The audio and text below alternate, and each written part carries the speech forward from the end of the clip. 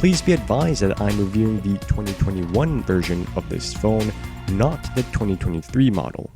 The Nokia 110 4G is equipped with a Unisoc T107 processor, which is more than capable of giving you a smooth overall experience.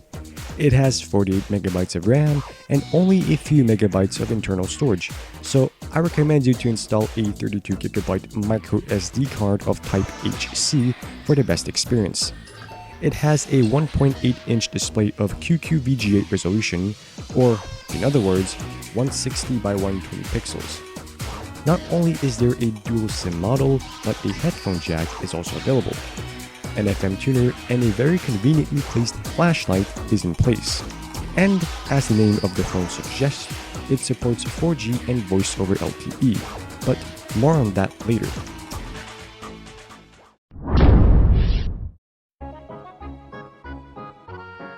Navigating the menu is a smooth experience, and the large keypad makes it easier to type without accidentally pressing the wrong keys.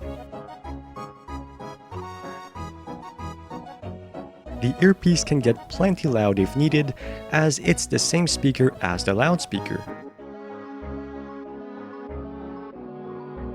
You can load your favorite songs onto your SD card to enjoy your music on the go. It played every file type I tried, including MP3, AAC, M4A, WAV, etc. It also has a MIDI player. The only downside is that you cannot sort songs by artists or albums, and I don't think you can view the album art. There is also a video player, but the real question is, do you actually want to watch videos on such a tiny screen? I must say this phone feels good when handling it. It's not oversized like many phones from today, and it actually fits in one hand, with perfect one-handed use. If you have watched my Nokia 225 4G review, if you haven't, please don't. I have talked a lot about the bugs you may encounter due to the poorly made firmware known as Series 30 Plus. Well, I'm pleased to announce that I have yet to encounter any bugs here. Maybe except for this one time when the phone wouldn't want to sleep, but maybe I was doing something wrong.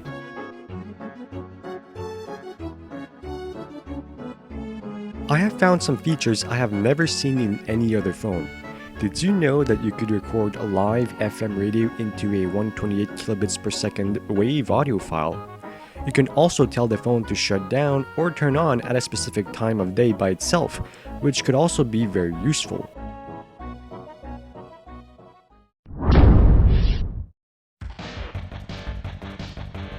This phone does not support Java apps or any other way of side-loading software.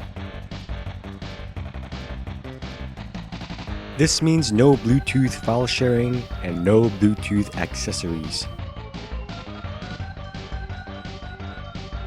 I was not expecting an amazing camera or anything, but why do they keep putting the literal worst camera money can buy into these phones?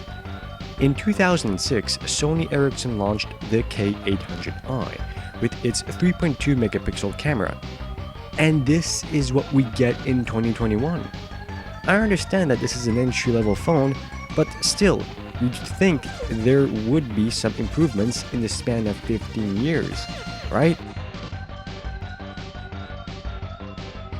This phone does not support MMS. MMS stands for Multimedia Messaging Service. This means you cannot send or receive any multimedia content, such as photos. I have never seen a cell phone with a camera which does not support MMS in my life. I mean, I could understand not supporting MMS if it didn't have a camera, but even then it would suck not being able to receive, but at least it would be understandable. But this phone has a camera and it doesn't support MMS. What were they thinking? My Motorola W370 doesn't even have a camera, and that supports MMS.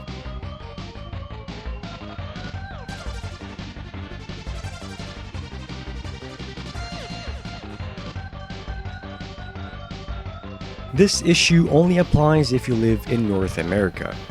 You see, There is no North American model of the 110 4G, so you'll have to import one from elsewhere if you want one.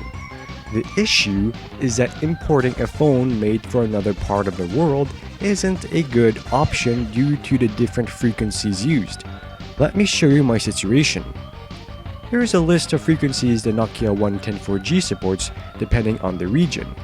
Take a look at the 4G bands, then take a look at the bands my carrier supports. As you can see, there are very few bands which correspond, which increases the chance of getting a spotty reception. In fact, with voice over LTE activated, which means calls over 4G, I get dropped calls very frequently, which makes the phone rather unreliable.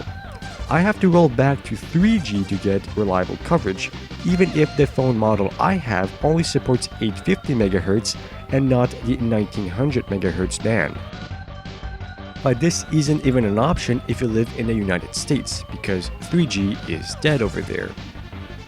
Anyways, if you live in North America, double check the frequencies with your carrier. Also, cellular reception will vary depending on whether you live in the city or in the middle of nowhere as well.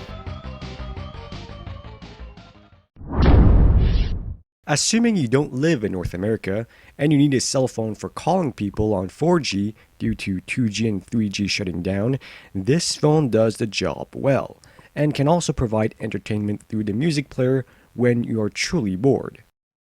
If you need anything more than the minimum, like Bluetooth support or extended multimedia support, then I would not recommend this phone for you. Anyways, thank you for watching, and I'll see you next time.